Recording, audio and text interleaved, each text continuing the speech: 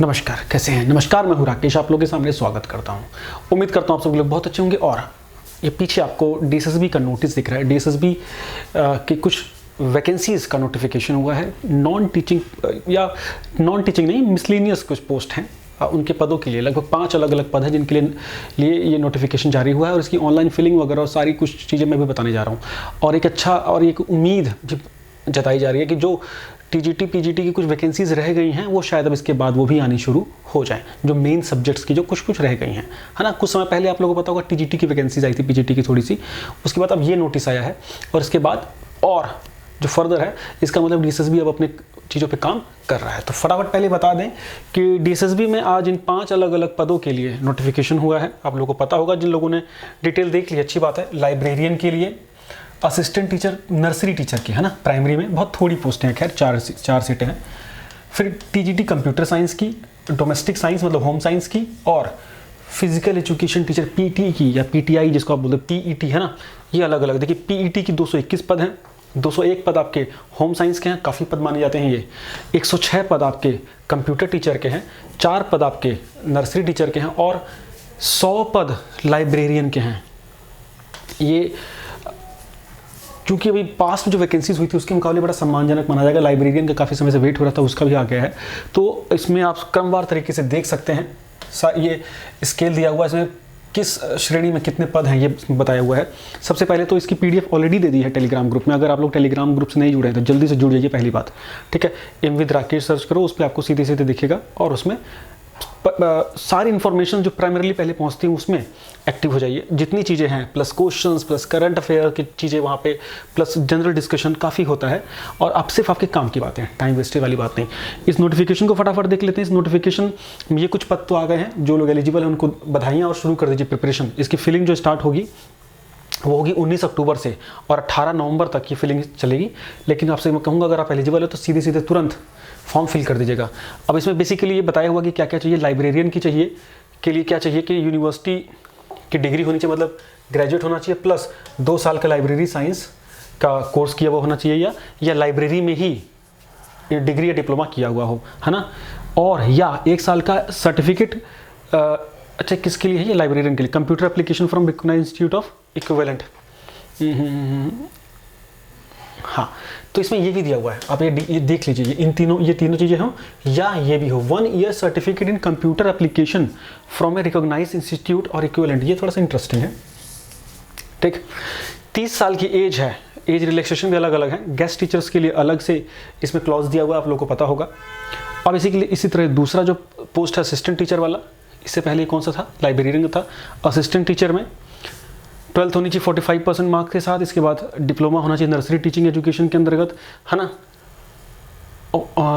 Diploma certificate in nursery teaching teacher education programme of a duration of not less than 2 years और BEd nursery. Simple बात है, 2 साल का diploma कर रखा हो या 2 साल की बीएड कर रखी हो, है ना। Must have passed Hindi at secondary level. 12th level में हिंदी चाहिए एनटीटी के लिए, नर्सरी टीचर के लिए, ठीक। उसके बाद अगर हम चलते हैं कंप्यूटर साइंसेस के लिए, तो भाई बीसीए किया हुआ हो या ग्रेजुएट हो, graduation in computer sciences from recognised university, या बीटेक हो, या graduation in any subject and A level course from DOEACC ministry of information and communication technology, ठीक। बेसिक है ये। बीएससी आईटी वाले भी चल जाते हैं इसमें, ठीक है, डोंट वरी। तो ये कंप्यूटर साइंसेस का हो गया। इस प्रकार डोमेस्टिक साइंस, इसको होम साइंस बोलते हैं। होम साइंस में डिग्री हो या bachelor in education with domestic science as a teaching subject. BEd कर रखी हो होम साइंस से तो भी आप एलिजिबल हो। अगर आपकी ग्रेजुएशन किसी और से है लेकिन बीएड में होम साइंस है तो हो जाएगा।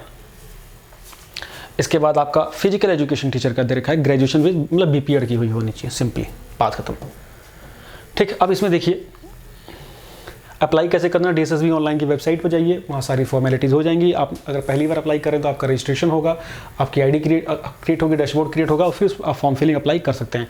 18 नवंबर तक फॉर्म फिलिंग होगी, ध्यान दीजिएगा, लेकिन लास्ट में मत करिएगा बिकॉज सर्वर क्रैश होता है, ठीक। फी है, 1 ईयर का एग्ज़ाम है, आपको पता है 200 क्वेश्चन होते हैं, 100 क्वेश्चन पार्ट ए होता है, 100 क्वेश्चन पार्ट बी होता है। पार्ट बी जो होता है वो सब्जेक्ट ओरिएंटेड होता है और पार्ट ए में होते हैं 5 विषय, है ना, जिसमें 20 मार्क्स का एक विषय होता है, जिसमें कि 20 मार्क्स की हिंदी, 20 मार्क्स की इंग्लिश, 20 मार्क्स की मैथ, 20 मार्क्स की रीजनिंग और 20 मार्क्स की जीएस। और पार्ट बी आपका सब्जेक्ट कंसर्न, ठीक है, जिस विषय में आप परीक्षा देने जा रहे हैं। पीटी देने जा रहे हैं तो 100 मार्क्स का फिजिकल एजुकेशन होगा, लाइब्रेरियन का देने जा रहे हैं तो 100 मार्क्स का लाइब्रेरी होगा, इसी प्रकार से, ठीक।